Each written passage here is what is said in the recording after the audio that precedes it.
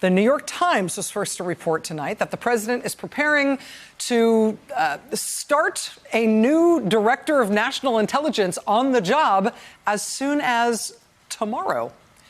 His name is Rick Grenell. He is a Trump loyalist who has never served a day in the intelligence community in any capacity, which would be a new thing for somebody appointed to be the director of national intelligence.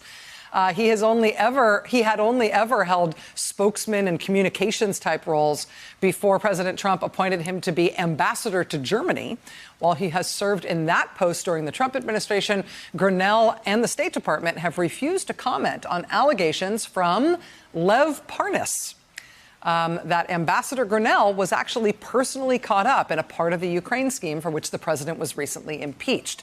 According to Lev Parnas, Grenell agreed to help out a Kremlin-backed Ukrainian oligarch who is facing multiple federal felony charges by agreeing to alert him if the U.S. Justice Department was about to move to extradite him.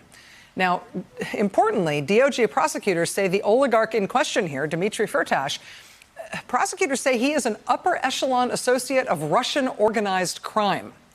So if, in fact, Ambassador Rick Grenell did offer to give this guy a heads up to help him invade U.S. law enforcement, that would pose a very awkward set of questions for somebody who's about to be promoted to run U.S. intelligence.